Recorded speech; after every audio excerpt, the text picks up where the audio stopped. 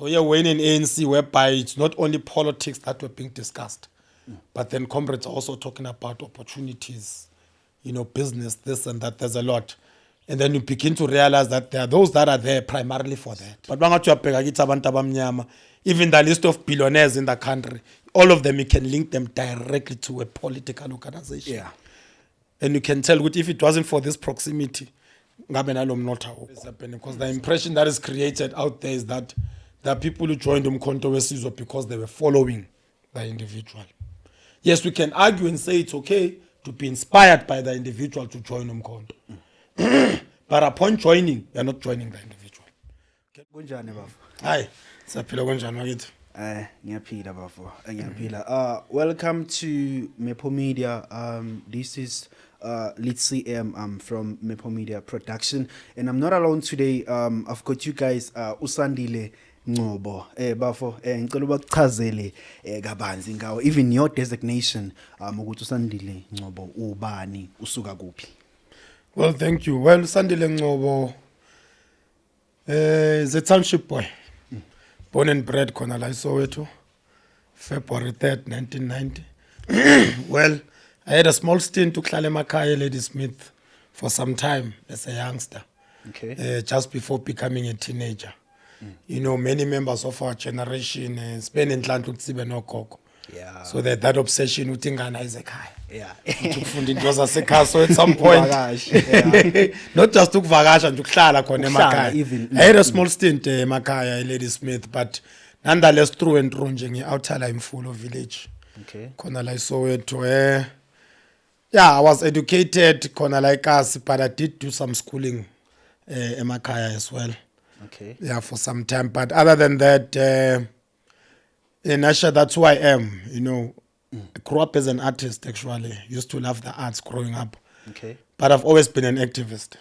An activist. I've always been an activist.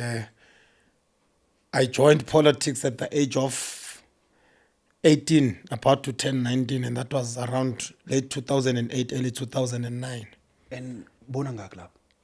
I was 18, turning 19. Oh, 18, turning 19. Yeah. And what inspired you? Because like as a young boy, like there must be a drive that kept you like, that drove you into politics. What was that drive? Well, look, it all began with one having an interest in current affairs. Okay. When we are young, most of us as teenagers, we never paid much attention to a lot of things. Yeah, true. But I was a different breed slightly. Me now will read a newspaper from first to last page, Yo. and try to understand what is it that they're talking about. Whether you're reading the business section, sports section, So obviously you develop an interest in what is happening in and around you. I remember one of the most intriguing political events to happen when I was a youngster and it drew my attention to politics was the Jacob Zuma rape case and all of these things happening. And I remember a preacher at the court igcwele indlula ngebhasi ngibengehla nami join the crowd, because I was curious what's happening here. Lento ngiyayibona TV, but I have an opportunity now to be physically present. So it begins there. And then one obviously begins to develop that consciousness, most especially after joining politics. So yeah, I was recruited by a friend around that year of 2009. I joined the African National Congress and of course its Youth League. And I find myself joining right in a campaign year. So there was no time to relax. As soon as I joined, we were campaigning. President Zuma was running for the union buildings via the ANC. And so immediately after joining, I was active. Didn't have time to idle around. And so yeah, that was it. And before you knew it, I developed a keen interest in politics up to this day. Okay, I hear you. And then, like, from the family where you come from, like, are they like politically? Do you have like a political background, or it was a thing of what you just explained, Guti? It was just you just loved like politics, and that's what drove you into. It's one of the reason why you became political active. Like, do you have any like political background, maybe like from the family and stuff like that? No, to be honest with you, I don't have that background to say like Ubane Kaya, or I say exile or any of those things. Yeah. Honestly, I do not have that type of a history. Yeah, one. Even though I do have a great grandfather who was incarcerated, that's from my father's side. Okay. He was involved in politics and as a chief of the area actually passed away or was actually incarcerated and killed ultimately by the apartheid regime. Other than that, I strongly feel that all of us somewhere somehow were political. I believe that all of us, as long as you have a great-grandfather, a great-grandmother who lived during apartheid, who lived during those times, if you know Koko Wale Sandlwane, that's it, he lives inside of you. You are politically connected yourself. You know, it does not necessarily have to be a member of parliament or a minister to say you have an uncle who's a minister. No. I believe that if you know Koko Waekono, kuliwe impi kaKhanda Mpondo iholo uBhambatha, all of us is no Koko Abalwizimpi once upon a time, because that's where our politics began. Didn't begin ngokuye exile, it didn't begin ngokuye ehlathini, it began ngokhokho bethatha imkhonto bevikela izwe from the onset. So all of us, I think it's in us. That's what I believe. And then what kind of a child were you like back in school? Like what? Well, I'm trying to understand like, your upbringing. You see, so well, like ubumntwana njani like esikoleni? Now, well, look, according to what I'm told, what you were told, many people are not surprised that I ended up in politics. Bantu now, they're not surprised. When they see me on social media, people that I went to primary school with, let alone high school, you know, they'll be like, but when where you ended up, excuse me, where you ended up, you're most likely to end up there. We're not surprised. But I've always been talkative. I've always been inquisitive. Always loved reading. When mina bengimisa uthisha and want clarity. Nalokhu uyasha uyasatshwa bethi whoa. Yeah, you know, I've always been like that, you know. And I've always been that person who assumes that role. You know, without necessarily anyone saying, "Hey, Chief Uzosmela," you know. I've always been that kind of a person. I just want to take charge. So I guess I was that type of a character, you know. I've always been a reader. It's my second nature. I can't go without literature. I even read things I don't like so that I can understand why I don't like it. That's how I am. So you read to that extent? Yeah, no, of course. I mean, as a political activist, I grew up in the political space where within the political spectrum, you can define me as a leftist. I lean towards socialism, communism. I'm inspired by those kind of politics, African nationalism, etc. But I cannot say that I'm against capitalism if I don't sit down and actually understand it. I must read it, study it, so that I can be able to make an objective decision about it. The system is better because I studied the system. You know, so I'm living in a country which is 70% Christian. And I think it's ignorant for anyone to not give themselves time once in their lifetime to read the Bible. You don't have to be a churchgoer. But if you are living in a Christian society, just understand that Christian society. You know, read the Bible. Try to understand what are the contents of this book. It's the biggest selling book on earth. What's intriguing about it? So that's how I am. You know, I've read the Quran, I've read the Bible. You know, not necessarily to say I therefore become converted as a believer, but then I'm saying religion shapes our society, you know. So why not read the Bible just to get an understanding? What is it that is contained here? You know, so that's how I am, you know. Yeah, everything that is worth studying, I don't necessarily have to enroll at a school to study it. If I'm intrigued about it, I give myself time, I read about it. It's just the way I am. Okay. You did mention, Uguti, at your early age, you became part of ANC. What were the things that because you know, like isn't when you look at them like from a far distance, there are a lot of things that you don't understand like from outside, but when you get inside, that's where you get to know, that's where like some of the things start to align. What are the things that you would say they came to light when like we as much as you were like stepping the ladder of becoming like politically active and stuff like that? Well, look, first and foremost, like anybody else who joined politics when they were young, you know, I myself, I was wet behind the ears. I was naive. I knew nothing. as much as I thought I knew. You know, so you join an organization as big as the African National Congress. You have your own perspectives about it, your own ideas as to what this is. Yes. You know, to a certain extent, what I thought the ANC was exactly that. You know, that it's a big movement. It has a rich history. You know, and that by joining this organization, I'm actually walking or stepping into the shoes of giants, you know, that joined decades, years before us, you know. So, what I learned, however, upon joining, I did realize, and very shortly after joining, it didn't take a while for me to at least understand that, oh, okay, the politics of today are not what, are like a completely different, you know, to the politics of the 60s and the 70s. You know? Also. Not different in a sense that we, my generation, we joined the African National Congress when it was a government already, or it was a party that was governing. So that's a totally different ANC to the ANC that was joined by our parents and grandparents and great-grandparents before. Totally different. So here we're in an ANC whereby it's not only politics that were being discussed, but then comrades are also talking about opportunities, you know, business, this and that. There's a lot. And then you begin to realize that there are those that are there primarily for that and nothing else, you know. You start to then see the different characters. But okay, there are those of us who are here primarily to serve our people.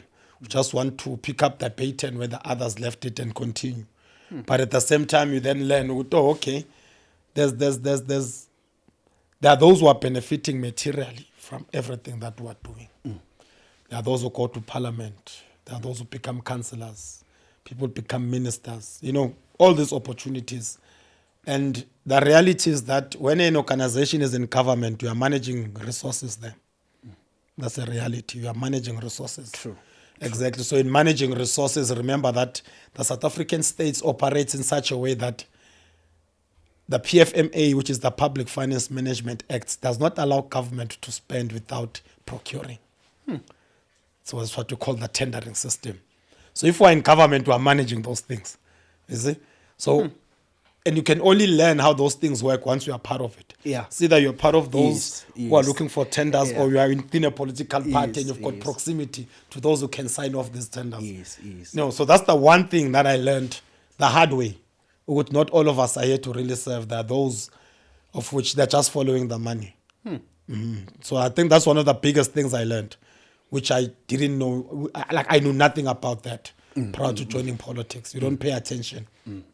But when you are there, you then realize, because you start asking questions with, hey, that comrade, usebenza phi lo? Hayi no. Anjambona ukuthi ngathi ume kahle kunathi sonke man lo ngconywana lo. What's with him? So I told I know lo use office lika comrade Soren so Yes. chief of staff lapho. Okay. We are about chief of staff kanti. Okay, that deployment. Oh, this is what it is. Okay. Now you see. And naturally you then develop that instinct of wanting that proximity. Akekho ongafuni ukuba grand. Yeah. But it becomes dangerous if political proximity becomes the only vehicle for empowerment. That's what breeds infighting. That's what breeds the violence that you see at times in politics. That's what breeds the factions and the divisions. All of us just want proximity. Then we forget. Remember that this brand is being voted for by the masses because this organization had promised a better life. So we've forgotten the assignment. You understand? The vote that makes you a minister, you've forgotten it. Now, usebenzela uminister usukhohliwe. It's all about sithola ama contracts, who gets to be deployed where, sibe empowered, sithenga izindlu sibe right. And then forget ukuthi kunomuntu osemkhukhwini who's bearing that poverty because anale hope yokuthi nami ngizongenela isitina ama RDP. You know? Kunomuntu ohlela ku back room as a third generation kuleyo family. Futhi kunabazali, kunama grandparents khona yena under one roof, which is abnormal. That's the situation esiphila kuyo elokishini. And when you do door-to-door canvassing here, those are the stories that you come across. Umuntu akutshela ukuthi ngihleli nje la ekhaya because nginenkani. And ngivotela ukuthi I must get economic opportunities. So the assignment that we carry as black politicians, we tend to forget it, but siba exposed to these resources. But do you blame them though? with all the pressure that they get and all these materialistic things and money and all the things that comes with being in power, like, do you blame them in your own perspective? I do. And let me tell you why. Why? Look, it's all about being responsible. Yes, there are those material benefits. They are there and we all know it. But what has become abnormal in this situation is that due to a lack of economic opportunities, or should I say, we're still economically oppressed as the African majority. And this is an African situation, not just a South African problem. So as a result, what happens is we get political power, but we're not managing the economy. So political office becomes the only proximity that, or should I say, the only vehicle that is there for empowerment. That is why in many African societies, the wealthiest people are politicians. Business comes secondary, but they are rich. Yeah, true. Whereas in a normal society, the rich ones are supposed to be the industrialists, the business owners. Yes. But bangathi uyabheka kithi abantu abamnyama, even the list of billionaires in the country, all of them, you can link them directly to a political organization. Yeah. And you can tell if it wasn't for this proximity, ngabe nalo mnotho awukho. So now, our politicians have allowed a situation whereby it becomes a norm. It is now a lifestyle. Join politics, join a party, be voted into a position, be elected into a position, the party be elected to be in government, enter into a coalition, run a department and get rich. There are those who've been here before us. And I always make this example, and when I do, one usually sounds like I'm being maybe an apartheid apologist, but I'm not. But the reality is that when the Afrikaner took over South Africa in 1948, they were in a similar position that our people were in 1994. Their leaders were also exposed to resources, but they never forgot the folk, which are the masses in Afrikaans. The Volksleer, which is people's leaders. Yes, they were racist, can't take that away from them. True. Yes, they were. But nonetheless, they prioritized their constituents. They never forgot why they went into the union buildings. They never forgot. Those guys were corrupt as well. Take nothing away from them. They looted and they stole, and they continue to do so in the form of what is now known as white monopoly capital. They are now just running businesses. They're running the economy, basically. But from behind the scenes, they're still pulling the strings. Hence, our president had to make sure that he takes one of them to the union, to the White House. He had no choice, because you can't discuss the future of South Africa and exclude those who run its economy. But I'm saying that with all those resources and the exposure to the resources, the mandate and the assignment was clear and they never forgot. So it becomes unfortunate when our leaders seemingly ngathi bona bayakhohlwa bethu. Understand? Ngathi bayakhohlwa bethu ukuthi konje sinomuntu ohlala emkhukhwini osivotele. Who do you feel like Ramaphosa was supposed to take to the White House? In terms of, because we saw even Julius was fighting over that. He only took like few ministers. There are some of them that were excluded in that conversation. With your own, like in your own opinion, who do you feel like was supposed to also be there but was not there? Oh, well, look, I think a delegation to the White House should have been divided between a political delegation and a business delegation. Or should I say a diplomatic delegation and a business delegation. Because at the end of the day, it is the politicians and the industrialists or the captains of industry that ultimately run the country. From a political, or should I say diplomatic delegation, Minister of International Relations should have formed part, in my opinion. Finance Minister becomes relevant. Minister of Economic Development, Trade and Industry becomes relevant, because we're dealing with issues such as AGOA, Africa Growth Opportunities Acts, and all of these things which are trade agreements that are in place, which are largely managed by the US. You know, and then I would have also included leaders of other parties. Okay. Make an example, there was John Steenhuisen there, representing which constituency? DA. Was it Exactly. No, when I say constituency, I'm saying that who are they? What percentage of the population do they constitute? Where do they live? Who was representing the township dweller there? I think the EFF and the MK would have played a role. Yes, yeah. To say on behalf of Just those to who live in represent- shacks, Yes, on behalf of those who live in hostels, on behalf of township dwellers. yes. This is the reality, this is the status quo. Instead, you saw what happened. It was like Johan Rupert was now speaking on our behalf, if you can listen carefully.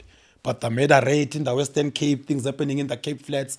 And I'm saying that the leader of the National Coloured Congress could have broken down those dynamics quite well on behalf of that constituency. So that delegation was not representative of all South Africans. Yes, we saw that, is it Zingiswa? Yes, leader of COSATU was there at least. You know, but I feel that that delegation could have been much stronger. And then from a business perspective, yes, it took Rupert. I don't know why any else was there. I know that is a golf. I'm not sure as to what constituency he was representing. You know, but Black Business Council, Business Unity South Africa, I think those type of people could have also, what's the other one? NAFCOC, National African Chamber of Commerce. Understand? To then say on behalf of Black people doing business in South Africa. There was no one. Exactly. representing On that. behalf of Black people doing business in South There Africa. was no one. To say all of the trade agreements that are in place, what percentage do we have? Which means you've got none, most. Exactly. Hence, why we're not even seen to be relevant to Yes. form part of that delegation. That's why we were Yes. left out, primarily because of that. So that delegation was flawed, honestly speaking. We could have done better. But don't you feel like, yeah, now Ramaphosa, maybe he was the one representing the blacks? Because remember, he's just like you and I at the end of the day. Yeah, well, via skin color, but what is politics? We need to consider that. But nonetheless, look, hate him or love him, I'm definitely not a fan of that guy. Nah, but Okay. he's the president of the country, fair enough. Yes, yes. But at the end of the day, look, it's very important that you, if you're going to lead South African society at any level, it's very important that you understand who and what you are leading. But do you feel like, does he call the shots though? Or there's someone behind him who pulls strings for him? Hence, I was saying that you must know who and what you are leading. South Africa is divided into two. There's the minority and the majority. Yes. The minority controlling majority of resources, the majority only having a minority of the resources or the wealth of the country. Yes, yes. Right? And so, the fact that Ramaphosa is one of us by skin color, Yes. but you also need to look at his business and economic interest, then that paints a picture as to which side he's playing for. He's not trying to lift any poor from poverty. None whatsoever. He's part and parcel of the neoliberal agenda of this country, of sustaining the status quo. You're not messing with private ownership of resources, free market system, you keep it intact and you don't disturb it. Why? Because it sustains the status quo. What is the status quo? The status quo is that the African majority of this country needs to remain landless. That's number one. Because remember that by making you landless, I'm therefore subjecting you to becoming a cheap laborer. When you have land, you don't care. That is why they took land from us, because we didn't want to go work in the mines. It's got Oppenheimer back then in the 1800s.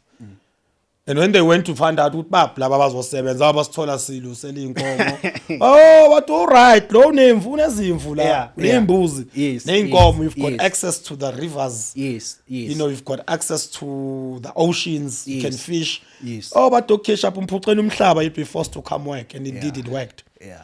So there are those who want to sustain the status quo, because the survival of the minority in this country, they assume, is that they need to hold on to the wealth. Because they have this obsession after what they've done to the African majority. Should we be able to be fully liberated, perhaps the first thing we'll want to do is to chase them back into the Atlantic Ocean.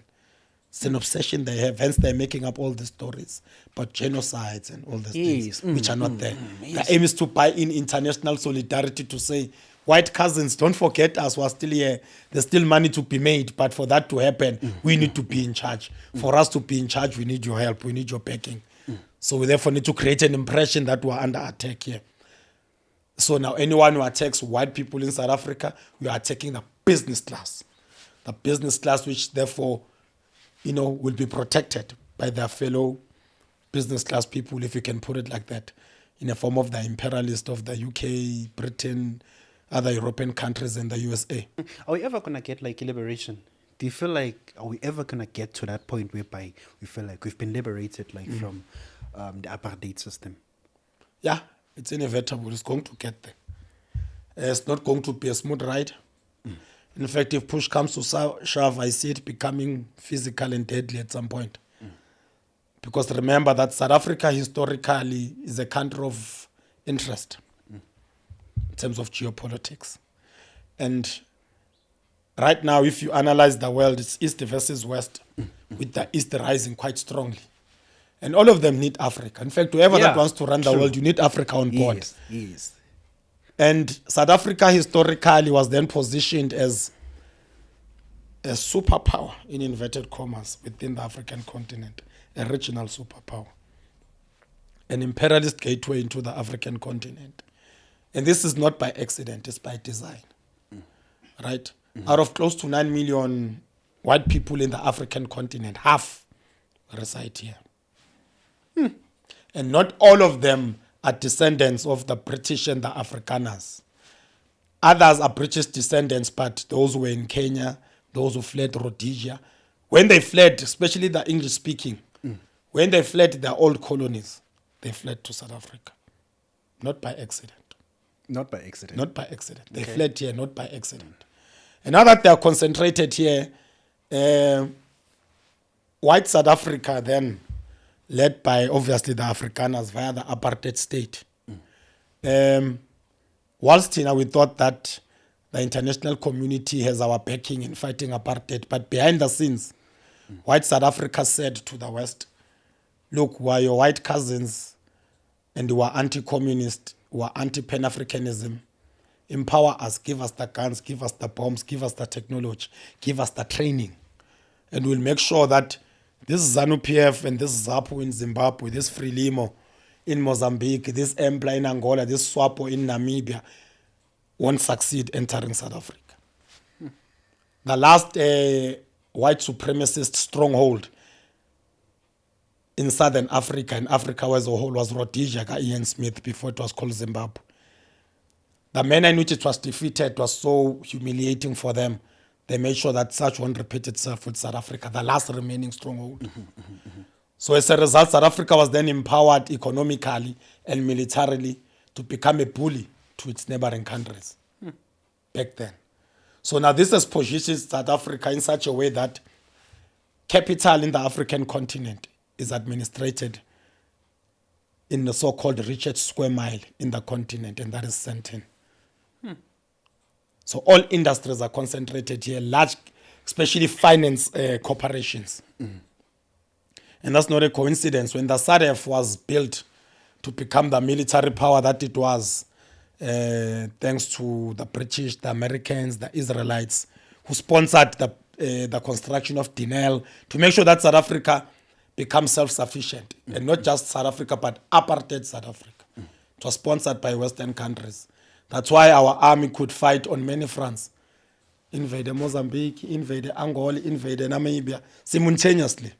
You know, so then that placed South Africa in a unique position, a position that we are still occupying to this day. If you want to enter Africa, you don't have to enter all the 54 countries. Just capture whoever that runs the union buildings and you're sorted. You'll be able to micromanage Africa. And that's exactly what President Zuma was hated for. Because South Africa is a country that you can view as a big brother in the continent. He took it and aligned it to the East via BRICS. And by doing that, he ruffled a lot of feathers. Because when you take South Africa this direction, you are indirectly taking Africa with you. So right now, Africa has been taken towards another direction. Why? Because South Africa is going that direction. That's why it's a contradiction that our president is chairing the G20. He's about to host them in the country very soon, but South Africa is in BRICS. BRICS is established primarily to rival this G20 thing. Isn't that a contradiction? Damn, it is. Done. And you can tell where we're being taken. That's what the battle, that's what the political war front is all about. That's what we're fighting for. We're pushing for MK to take power so that we sustain our relations with the global south and the other forces in the east. We're definitely anti-West. We're not apologetic about that one. While on that, what led you to join EMK party? Like, what did you say?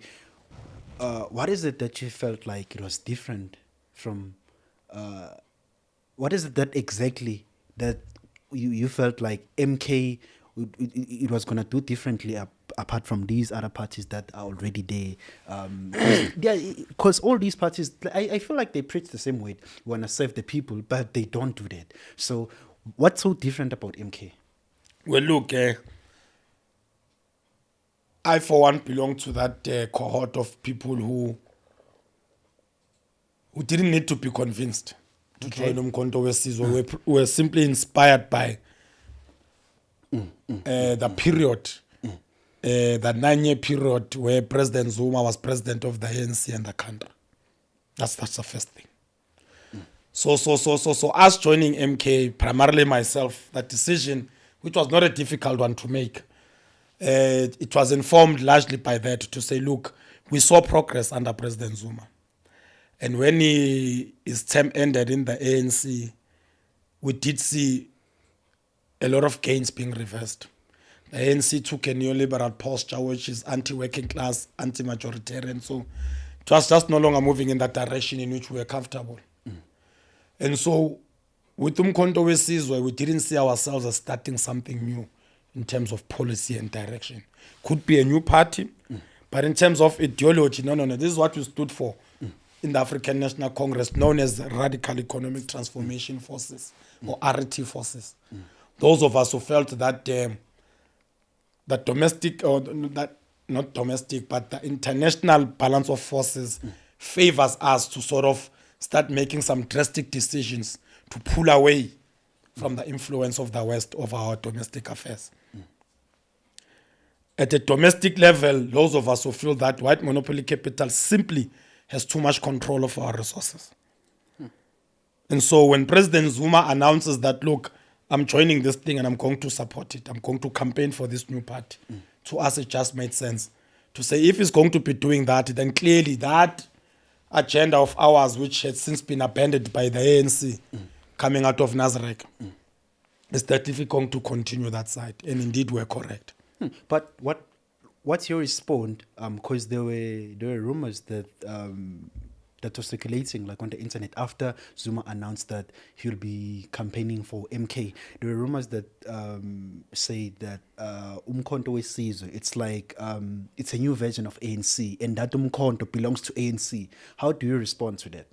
Well, look, when they say new version of the ANC, there's an element of truth and an element of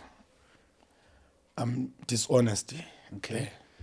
When I say element of truth, meaning that yes, indeed, we are taking over from when the ANC left off. Okay.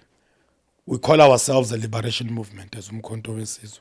Okay. We refer to the ANC as a former liberation movement. Yes. So yes, we are what the ANC used to be, Okay. in as far as that is concerned. Okay. But then there are those who say, hey, Umkhonto is a new ANC, meaning that Yes. those elements in the ANC which are corrupt, those who just want to eat, were just another version of those as well. So there are those who also accuse us of such. Yes. Well, look, there's nothing wrong with our people being skeptical. There's nothing wrong with that. Yeah, true. We don't blame our people when For they a very fold long their time. arms and they say, so guess born. Because at the end of the day, the hype that you are seeing around Umkhonto weSizwe, we're always reminded by our seniors in the organization with a hype in 93, Yes. a hype in 94, you know, and all of us were excited, but then we went on to be disappointed. So even now, look, this hype is nothing new. And yes, as Umkhonto weSizwe, I think we've been given an opportunity to then prove ourselves beyond reasonable doubt to our people that indeed we are ready, willing, and capable to serve. And it starts now with us being in parliament. We don't necessarily have to be in government to show our people that, look, Umkhonto corner and we're on the right track. I think we have an opportunity to prove ourselves. And I think local government 2026, 2027 will give us an even better opportunity moving towards 2029. Because we're definitely going to have mayors in certain municipalities. We're going to have councillors in certain wards. You strongly believe in that? No, it's not even a belief. Other things, Chief, it's inevitable. And when I say that, I'm not being cocky or arrogant to study numbers. Yeah, even if we go to a by-election and not win the award, but we assess so 2029, how did we perform? There are instances whereby we only got 300 votes. 2029, we come back to by-elections, win or lose, we get 1,000. We've earned 700 voters. So if the trend continues, we're taking that award in 2026. And one other thing, what I wanted to know, who was funding all these campaigns that that were happening all over the country? Because there were campaigns that were running, and we don't know who was funding those campaigns. Do you have information of such? Well, I wouldn't give out names to say Mr. So-and-so or Mr. So-and-so. True. But look, a political organization does have means to. But it was a new party, though. Yeah, It didn't have sponsors. It didn't have anything. correct. Understood. Yes. And you are correct indeed.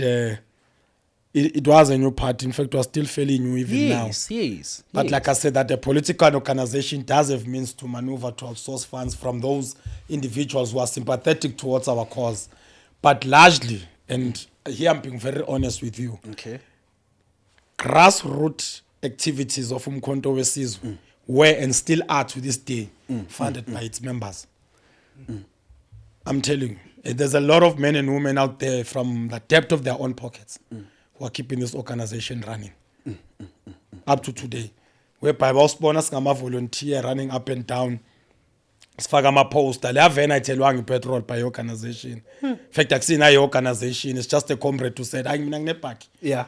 Kuthiwa kuphumela ama-20 rand ithole ipetrol, na ama-poster. Let's go work. Kusemini sodlana, asisikhutuzeni. Siboneni. Largely, and that is what is keeping us going. Contrary to what people may believe, but there's no big billionaire that is giving money to Umkhonto weSizwe.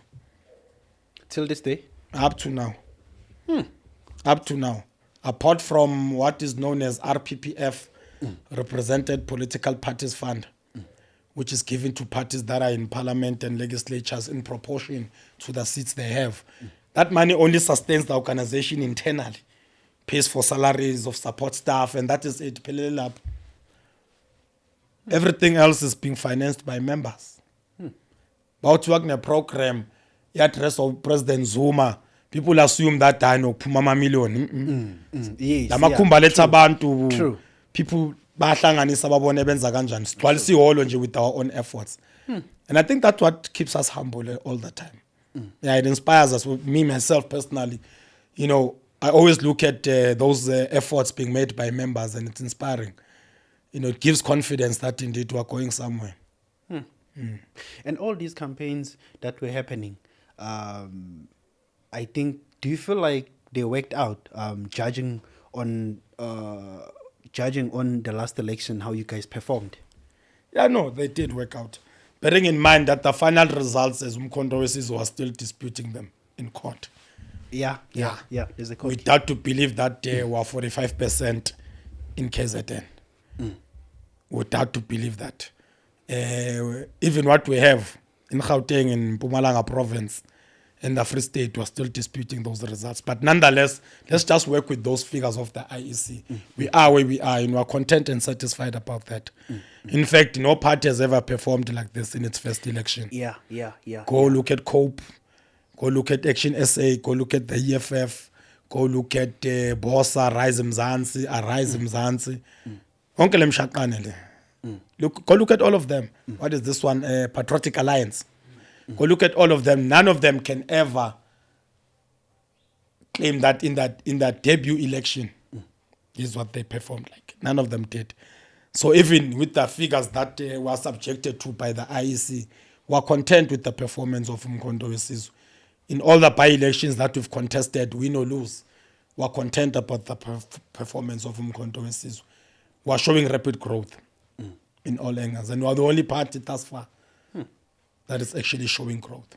Do you strongly believe, like Uguti Ama vote MK, they were compromised by the IEC? Well, we do know that there was a 2-hour glitch, 2-hour technical glitch. Do you think like that was done deliberately by the IEC, or what? What's your take like on that? Well, as the court case is progressing, I won't speak much on that because it's in the courts. Yes. But yes, I do believe that indeed our votes were rigged. Where do I come from in believing that? Remember that Why we do were you on say the that? ground. It was ourselves who were managing party agents.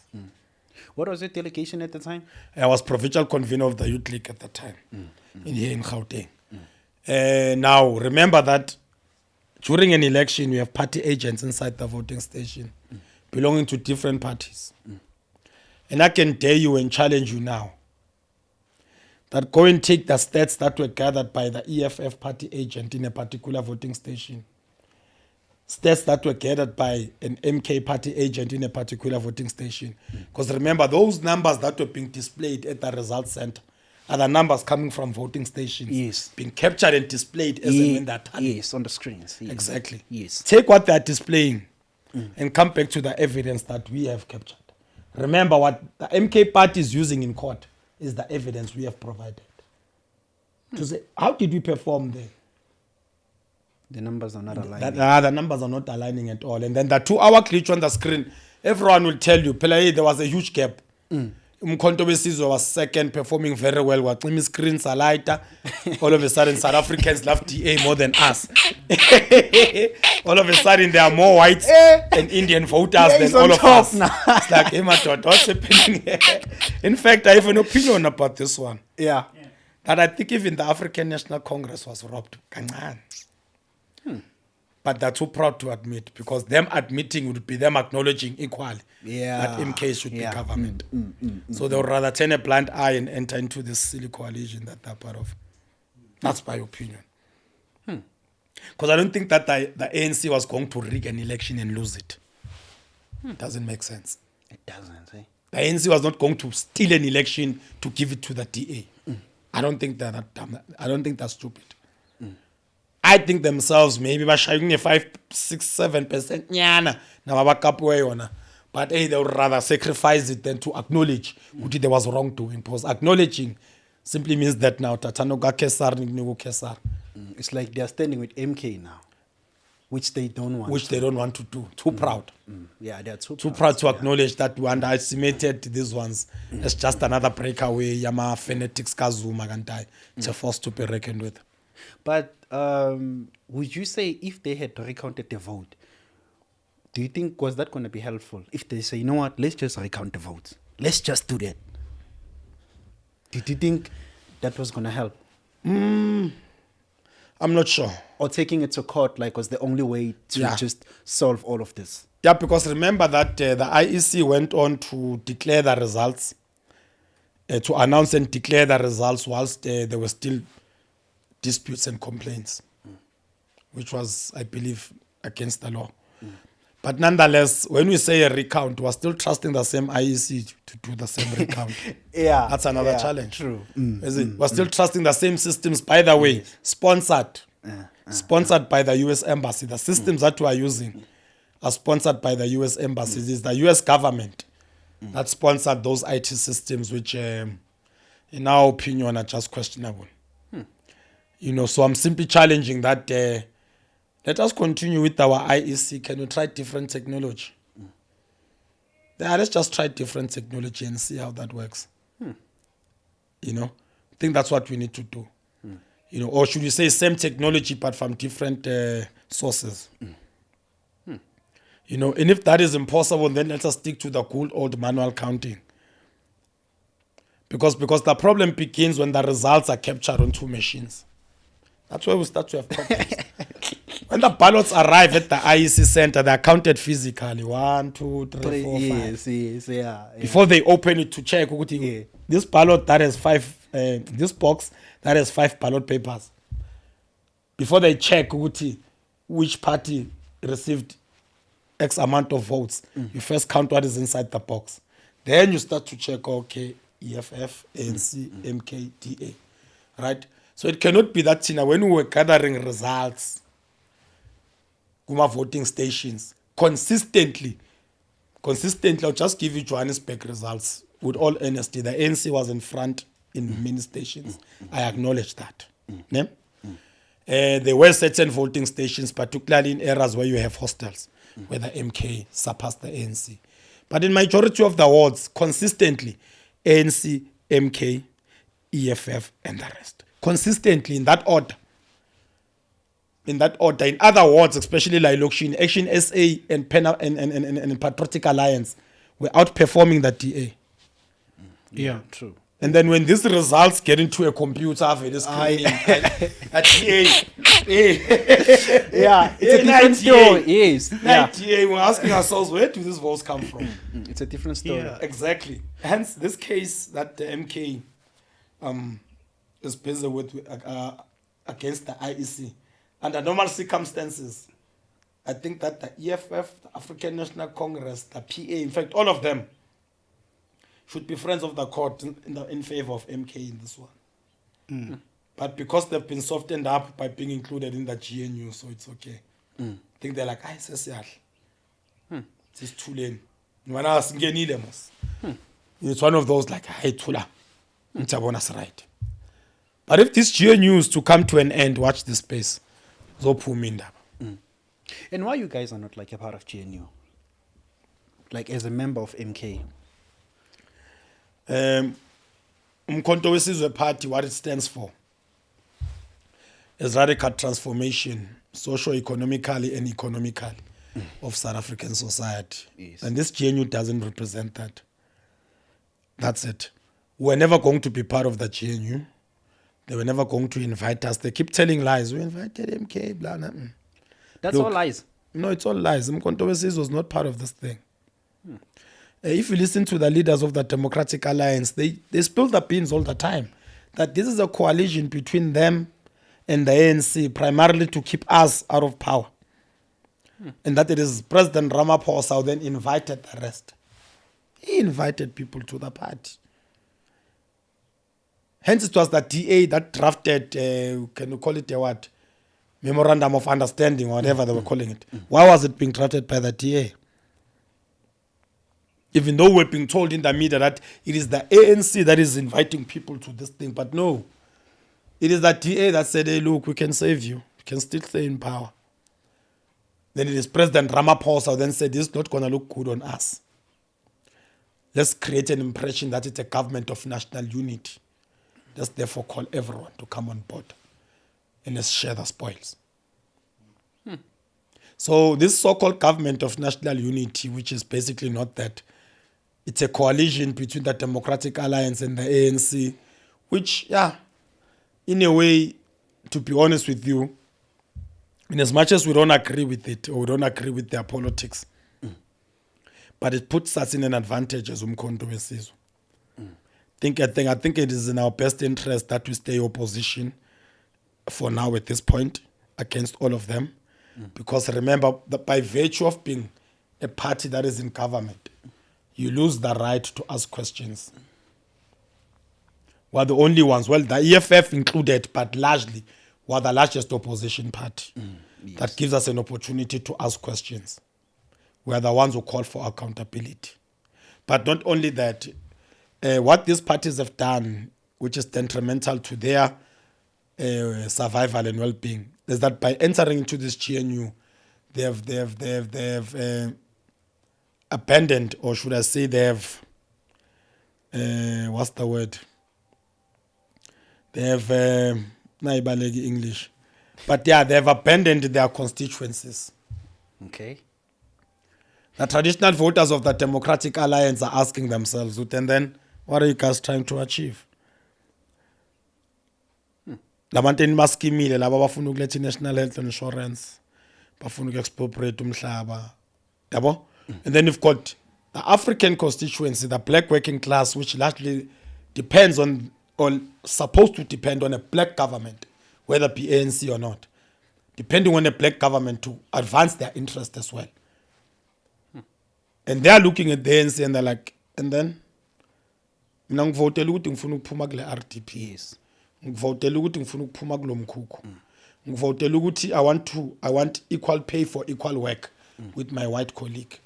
Ngivotela ukuthi I want equality. I voted for land. So even if like when about scheme laba who oppose this on a daily basis. So where does this constituency run to? Bakso. I'm not sure about those of the DA with Bobaleka Beshonipi, but laba who are banned by the African National Congress. We are their new home. So even if like they can remove it, DA, do you think the High Command of MK would agree to join the GNU? Do you think that's going to be possible? Is there a possibility for that? Well, without the DA, it doesn't become a GNU to begin with. Nice. So if the ANC and the MK party were to sit down and talk, it would be an open coalition. We won't disguise it as a GNU and lie to the people.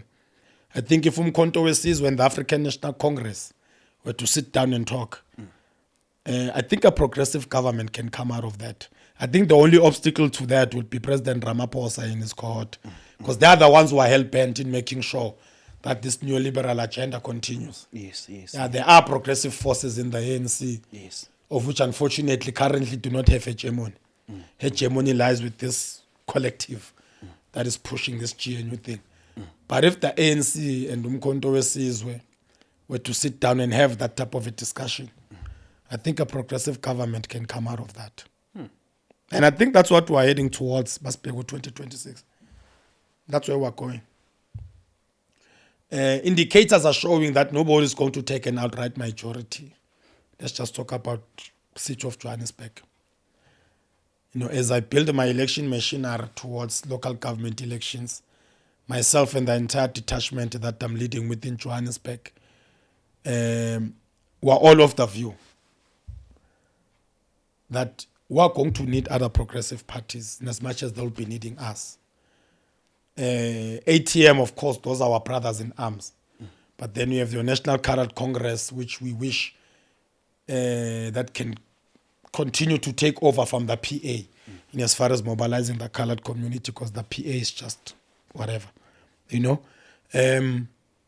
We hope that the EFF can wake up and sober up at some point, and we're also wishing the same with the ANC as they're going to the conferences, that perhaps a more progressive, more critical thinking leadership collective, because whether we like it or not, the ANC has 4 seats currently in the Joburg Council, and I don't see a miracle happening that 4 becoming 8. It's either they stick to this 4 or they go lower. down. They go down. You see? Yeah. This is what the indicators are showing us. Yeah, true. This is based on, you know, a scientific analysis of what is happening. It's not wishful thinking. And nobody in their right mind currently can wish away Umkhonto we 2026 will be a major player in this thing, especially in Johannesburg and Ekurhuleni, but even in Tshwane, Western, and Citybang. You see? And nobody, so even if they wish to enter into coalition talks, right, but will be there and will be there in numbers. So the likelihood is that no one is going to get a 50% plus 1. And if no one gets a 50% plus 1, what happens then? What I wish to see happening is those of us who received what we call the black vote, i-vote lase-Lokshin, i-vote lase-Hostel, you know, i-vote lase-GP's Town, i-vote lase-Hillbrow, you know, i-vote lase-Alexander, Soweto. Because those are the votes that are divided between ANC, EFF, and MK anyway. I-vote lase-Kas, i-vote lomntu omnyama. And they're all voting for us for the same reasons. It's just that it's a matter of picking a color. Yeah. Are you going black, green, and gold? Are you going red? Yeah, Are you yeah. going green and white? Yes, Just a matter of picking a color, but we're all literally preaching the same gospel to our constituents. So us working together, I don't think that would be a bad idea in the near future. But then, yeah, thus far, that's how things are looking. Yeah, when I saw a progressive working relationship between these black parties will be a necessity. Yeah, because already, where does the confidence of Helen Zille saying that she considers running for Johannesburg mayor? It's because she knows Uguti, there are some sellouts who are going to vote for her. And I'm not talking sellout in terms of people at voting stations. I'm talking when it comes to electing a government inside the city council. She knows that there are those who are going to prefer the DA. They've done it before. They've done it 2016, before. August 83, yeah. So what's new? That's where the confidence comes from. But yeah, it's now Yeah. oh Jimmy comes to Jozi laphana bazosinceda. You see, that's where the confidence comes from. So if we close ranks, I think we're good to go, because the DA government is bad news for abantu abamnyama. Period. Yeah, period. Yeah, It is. period. Yeah. And this is based on experience. You know, we used to hear stories from our comrades and brothers who are in the Western Cape, especially Cape Town. The 7 townships of Cape Town are a mess. No, they're a mess. Yeah, we're seeing challenges and problems in Johannesburg, but trust me, we are better off like Soweto. We are better off Sethokozo, we are better off Alexander, we you're better off than uba seGugulethu or eKhayelitsha or in the Cape Flats. You are simply better off. Cape Town is the crime and murder capital of this country. There's a reason for that. Cape Town is an apartheid model city. Simple. So we don't need that DA. We've had them for a short while. EFF ibafakile, and it was disastrous for us. We saw CAPEX, capital expenditure of the city of Johannesburg, being redirected. And that's the legacy Gamian Mashaba. He can speak against the DA all he likes today.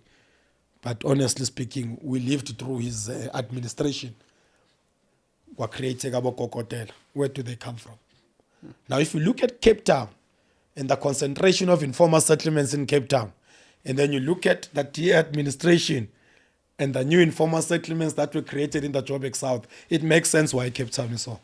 If we give the DA another 10 years, in Tshwane, Ekurhuleni, and here, we are going backwards.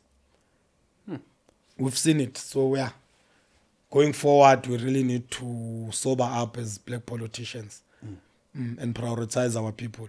In fact, at some point, under normal circumstances, Umkhonto weSizwe preaches unity in action. Yes. It preaches the unification of all progressive forces. Yes. So ngokuya ngathi, all of us were supposed to have been collapsed into one thing.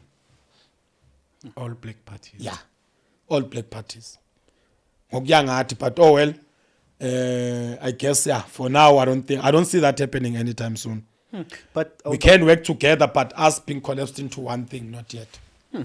But don't you feel like Uguti, that's gonna migrate the focus on if we collaborate like as black people to form like to be in just that one party, is it gonna create an impression of our focus? It's gonna be mainly on KZN, Mpumalanga, like such province, and don't you think it's gonna No. it's gonna create that impression? No, not really.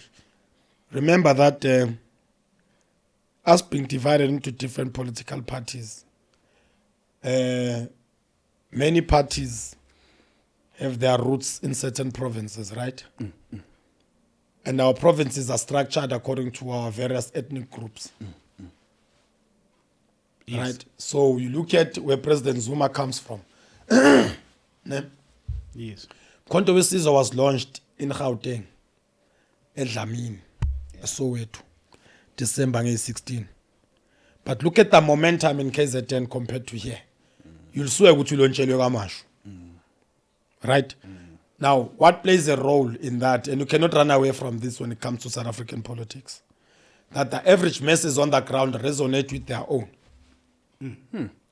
That's true. You see? So there are those who are looking into President Zuma as Umzulu. Yeah. And they align, especially considering the fact that abantu bakwaZulu are extremely cultural. And there's that thing ukuthi isizwe kumele sibe nobaba. In the absence of isilo esesakhothama inkosi uMdlokombane, in the absence of umntwana wakwaPhinda Ngene, who's the most senior Zulu speaking person do you know in this country? Yeah. Osele It's him. Nxamalala. Yeah. Bekho omunye umZulu omkhulu njengaye njengamanje, even the current king, hayi, without due respect to isilo, but hayi khona is yet to be as popular and as influential as uNxamalala. So there's that thing, yabo. However, if we're all to be collapsed into one, because you look at, for example, the UDM, yabona, bantu olomisa uthethe isiXhosa, to picture the UDM iphethwe umuntu waseKZN. You know, it's one of those things. You know, I always make an example to many people and I say, I dare Julius to go on a 3 months leave. Actually, for 90 days, I want to rest. And then at EFF, I niggas just for an argument's sake. That fellow from KZN, is it Marshall Dlamini or Yeah, something? Marshall. And let's see EFF Petom Tokunmi Zulu. And then we go to its strongholds, which is largely areas that are dominated by Bapedi and Tsonga speaking people, and tell me what's going to happen. And this is not tribalism. These are our people reacting to their environment. Kwakune Group Areas Act, which divided us like this. Kwabakhona iBantu Homelands Act, which divided us like this. right? So if we were to have one party, bearing in mind that the creation of the Southern African National Natives Congress, which later became ANC, was the bringing together of various congresses. The idea was to say, was scattered, Bafethu, was scattered, abathethe isiXhosa one side, abakhuluma isiZulu one side, yabona, babolabula siChangane one side, babuwang Sesotho one side. That's the problem that our forefathers saw and said, let's solve it. Let's create a Congress. Did we not unite? We did. So if we were to have that type of a vision today, it would definitely work in our favor, but that is exactly what monopoly capital has invested against. Like at least ukuvula party. As long as your party is opposing, as long as your party is moving with the status quo, you'll be funded. Yeah. That is why during elections you'll see other parties, they had more posters than volunteers. Imali khona, abantu abangekho. Or rise laba ama poster bebafanga 3 epalini. Why is that? Baphi? Kubanikwe imali ngokuthi And it was- nje bazokwenza And their posts, umsebenzi. they were all over. Being funded. Yeah. That's all they had. And I used to encourage, whenever I had an opportunity to address members of MK, especially youth leaguers at that time, I'll remind them of that. Ngabona ama poster, it's all they have. Asene Strati.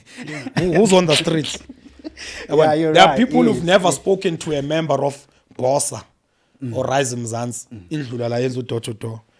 But bekavuka every day abona poster yabo. Yes. Hambe ma freeway ibona ama billboard. Umkhonto lapho nalapho nje but Yeah. asambeni siyonokha house to house. Who's there? On the ground. Exactly. On the ground. I think it's only the ANC that had an advantage of having both resources, a poster, and still have human capital. Yes, So it was only the ANC. Yeah, because they did send out even The some EFF baby. also, to a large extent, did have people on the ground, and their postering was on point. Khonto wesizwe yithi nje besifadala ngama-poster shamsingenalutho, Yeah. but on the ground Yeah, on we the are ground, alive. we were very active. Yes, You know, yes. so yeah, kuyadlisa ukuvula i-political party kule country. That's another thing. That is why if the Political Party Fundings Act, and manje kwenziwani, get disclosure who funds you. Yeah, go online and check who gave how much to who.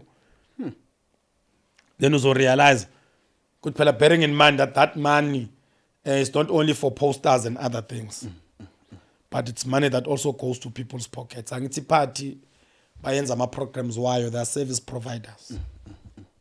Yabo? The leader of the party who's protecting him or her, those protection services, these things are paid for. ETA by Dobsonville Stadium, La Payana, those things are paid for. Yabona? So we enrich ourselves in the process.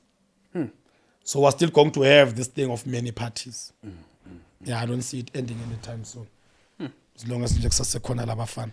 And while we're still on MK, we saw a lot of members joining MK during our campaigns. Even now, there are a lot of members. Even after the election, there were a lot of members that joined our MK, like Ichi or Floyd Chivambo. And we were very happy. People were very happy to see Floyd, though everyone had their own opinions, because really, it's every country can have your own opinion.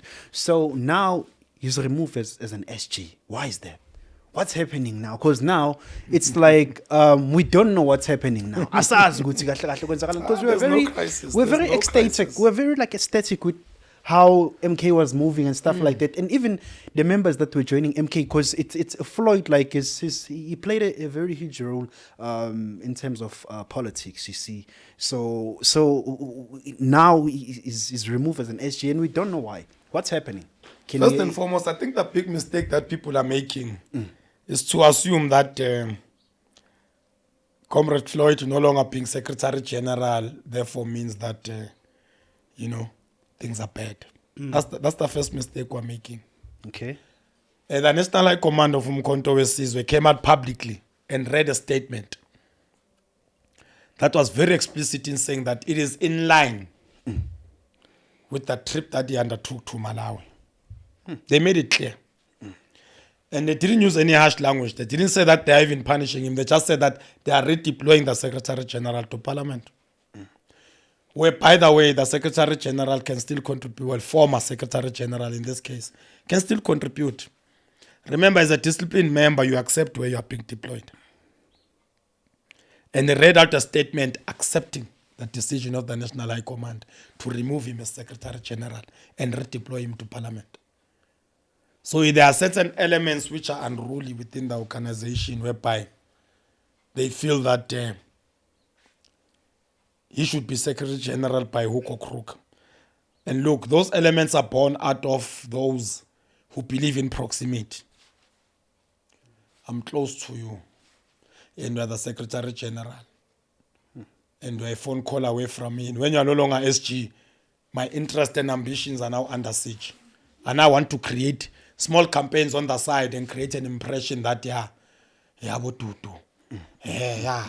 And look, there's no such thing, you know. One thing that I can tell you, if we were to make comparison between Advocate Mpofu, Dalimpofu, and Comrade Floyd Shivambu, Comrade Dalimpofu is not an office bearer, is not an SG, is not in the so-called top 8 or top 9. He's not in parliament. There's not a single black card being waved. He's far senior, very senior to Floyd. He's also a former senior leader of the EFF, was once a national chair.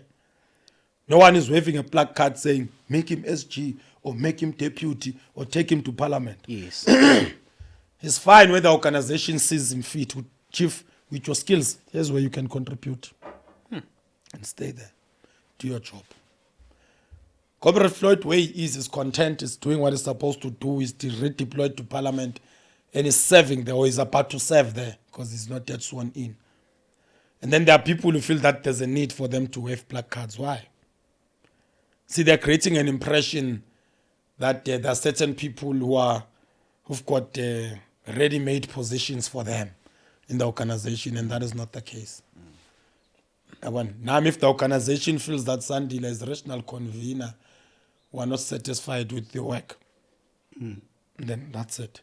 Or if they feel that, no, actually, you are doing a good job, but we think that let's redeploy you there. If the organization says that, Chief, we comply and we move. So those ones who want to then, if you follow on social media, it's very unfortunate what is happening, because the impression that is created out there is that there are people who joined Umkhonto weSizwe because they were following the individual. Yes, we can argue and say it's okay to be inspired by the individual to join Umkhonto. But upon joining, you're not joining the individual. You can be inspired by Floyd. And it's okay. Yeah. Many of us were inspired by President Zuma. Yes. And it's okay. And it's fine. Listen? So it's okay for people to be inspired by someone, to say, I know, I'm inspired by that guy. Nyada. You see? Many people were inspired by Andile Mkitama to be here. Many professionals were inspired by the Lucky Montanas and the Brian Mulifers and the Mzwanele Manyes when they joined. People that worked under them when they were CEOs of big corporations. People who say, I know. Let me go there. You see? So that doesn't mean, therefore, and all these people that I'm mentioning, by the way, they are either in parliament, they're not occupying any high positions. So it doesn't mean that those individuals who are inspired by these men and women to come join us are therefore joining them. Yeah. The organization can still make a different decision tomorrow that can shock all of us about many of our leaders. Tomorrow, President Zuma can come back and announce and reshuffle that top 9 if he wishes.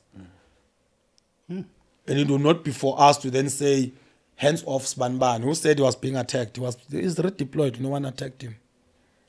So yeah, that's just the fact. It's not like there's something that he did or... Well, the reasons behind the redeployment, it was read out on the statement by the National Chairperson on behalf of the National High Command. Yeah. Look, it's all about PR at the end of the day. Yes, we do have a constitution that guides us in terms of our conduct, but it's also about PR. What are we saying to the South Africans, whom in their majority, if you go online, how we feel about our Omotos, or how we feel about these new vibrant churches, especially run by foreign nationals, whereby there's issues. Yeah. Bushiri is not in our good books. This is not in our good books whatsoever, whether we like it or not. So the organization made its decision based on that. But the organization did not dismiss Comrade Shivambu. He remains a member of Umkhonto weSizwe, khona la, Bram Fisher, Ward 44. And ourselves here in Johannesburg is our member. He's being redeployed to Parliament where we feel is going to add value. And that's it. Life should go on. Okay, okay. And then how? Because there was this a statement that was made by Ufikile Mbalula claiming that Tumalema and Floyd are secretly like managing Zuma. I don't know, Uguti, how. What would be your perspective like on that? Like, No, there's no such a thing. There's no such a thing. Look, the SG of the ANC can say things. We all know him. You know, but to be honest with you, just to give you a short answer on that one, there's no such. Yeah, no one is micromanaging our president. Our president is not being micromanaged by anyone. Nah, especially not Comrade Floyd and Julius. That's not true. What would be the basis of that? I mean, why would the SG of the ANC even want to such as such? No, so I don't think so. and as much as Floyd now is part of MK, do you think like are they still buddies with Julius Malema, or there's a friction between them? How are you seeing that? Well, based on what we observe, if you look at, if you listen to media statements by Julius when he's addressing the public and things that he has to say about our organization and his former deputy commander-in-chief, well, he's not really impressed. He's not happy with us based on that. But look, what I can tell you, I for one believe, look, if people have a history together, they have a history together, you know. Yeah. Many of our politicians can argue today on social media now, you know, but end up sipping wine together in Sandton in the afternoon. They live in those estates, bonk. They are neighbors, these people. Angisasho Julius no Floyd kuphela. I'm just saying it general. Yeah. Generally, John, any giveaway Friday namhlanje. Many people there in the northern suburbs are going to be doing in the afternoon what they call sundowners. Drinks after work. And I'm saying our politicians are part of that setup. They're part of that setup. There's a photo circulating recently of the SG of the ANC and Julius embracing one another. You can tell that there's no love lost. They can shout at each other on television, but at the end of the day, I don't think that it would be fair to expect Julius Malema to ignore the fact that when it comes to the youth league politics of the ANC, Mbalula wamshiya libele. Don't forget that. And he was instrumental in placing him as president of the youth league. It's a history that you can't erase. And at the end of the day, I'm saying maybe there's temporal tension between Floyd and Julius. There could be. But I think there's a brotherhood there that can never be killed like that. You know, there's that thing, we formed a party together. Yes, I pushed her for 10 years. Sadla, what to edit. Yes. So I don't think you can take that away that easily. That's what I believe. Yeah, because from the social media, allegedly, they say the fight is not real. So we don't know. So you'll never know. Yeah. So is there, is there anything you'd like to add, being Olapo, from your side? Okay. Something I want to ask.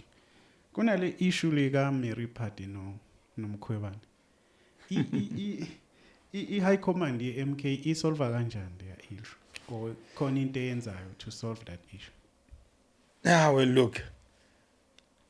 I believe there is, and there should be something that the National High Command does. You know? All that I can tell you is that Mpumalanga province is better off without this fight. Those are two strong women that Umkhonto Wesizwe needs. I'll be honest with you. Yeah. You know, and I'm hoping that the National High Command would apply its wisdom on this one. Yeah. And seek for a solution that is not antagonistic towards any of the two. You know, Comrade Mary Party, whom I respect as well, had more time to work the ground in Mpumalanga, whilst Umamu Mkhwebane was still in the EFF. Yeah. But when the National High Command takes a decision to place Comrade to appoint Comrade to Advocate Mkhwebane as convener, we don't even question it. No, we don't. I mean, the National High Command has spoken. They've spoken. We respect that decision taken. Yeah. Exactly. But then I don't know what happened that led to a friction between the two ladies. Yeah. Whereas under normal circumstances, those are power women. And when I say power, I don't mean it in terms of being power hungry. Power in terms of their capabilities, power in terms of the contribution that they can make. Yeah. And the recent by-elections in Mpumalanga, ngale KwaNdebele, just day before yesterday, a reflection of the fact that, look, there's friction there. Yes. And if these ladies were to get together and baspane bonke, I think we'll achieve something. Yeah.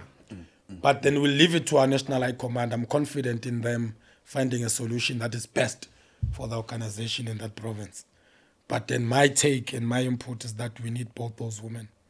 Yeah. Kumkhonto wesizwe, whether they're national, whether they're in Mpumalanga, but those are two women who can make in fact, who are making a huge contribution. But them fighting amongst each other is what is a disadvantage at this point. But yeah, I'm confident that the National High Command will be able to do something about that. Yeah. Okay. And MK imiguphi kwi-youth, just to consider youth kuma position athizeni.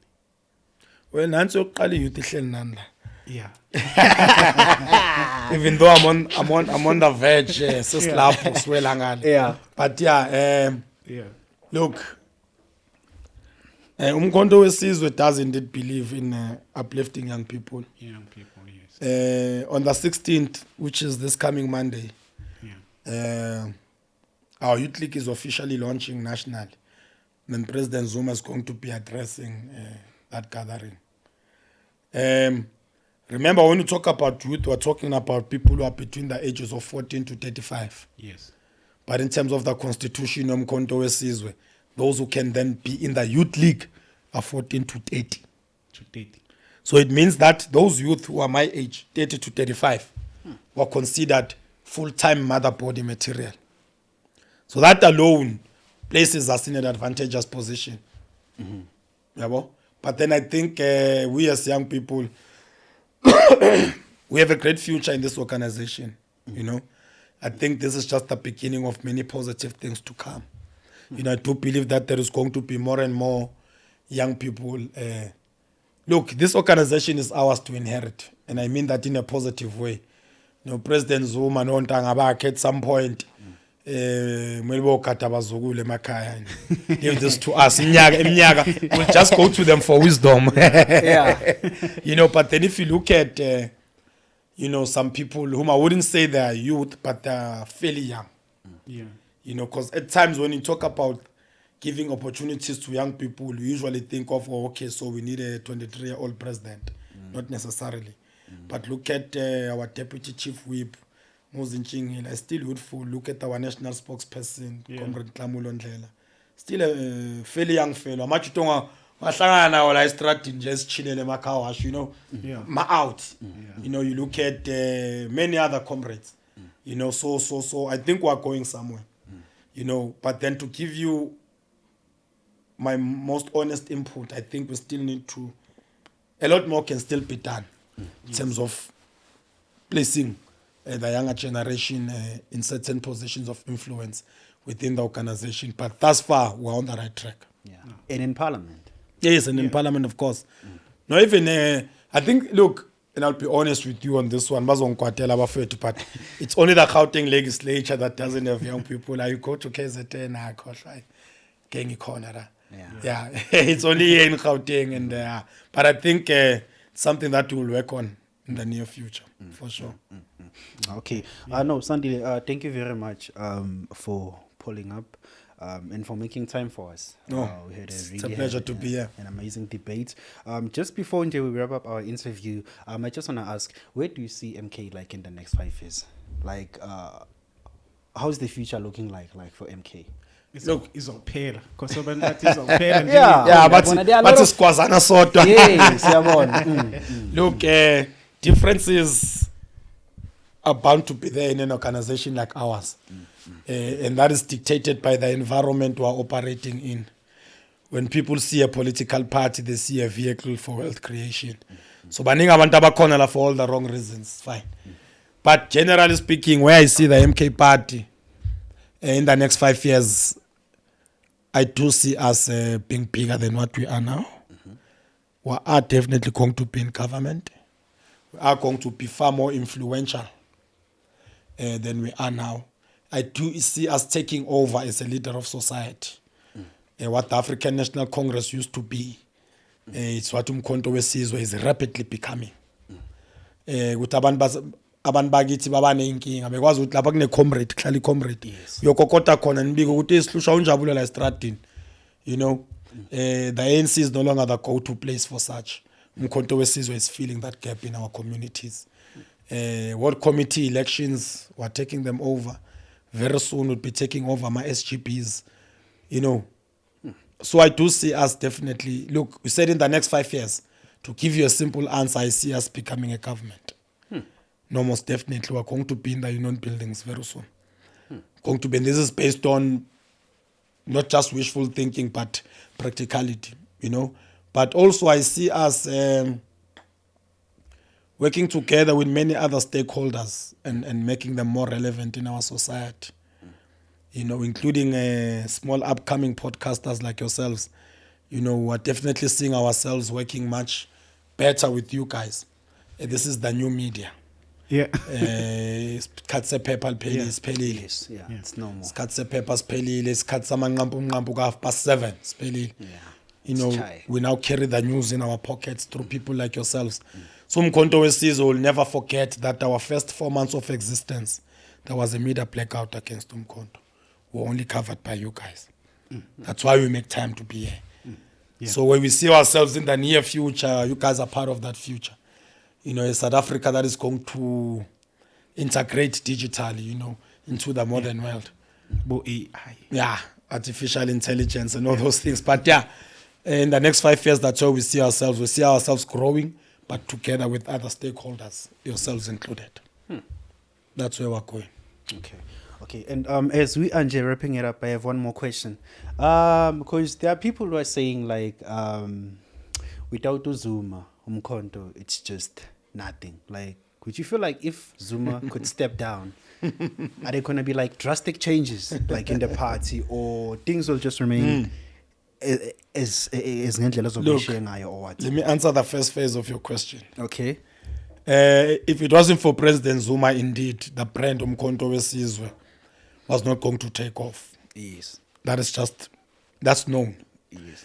But then going forward, even now, let's be honest, how often do you see President Zuma in the public addressing, even media briefings? He's not addressing them himself.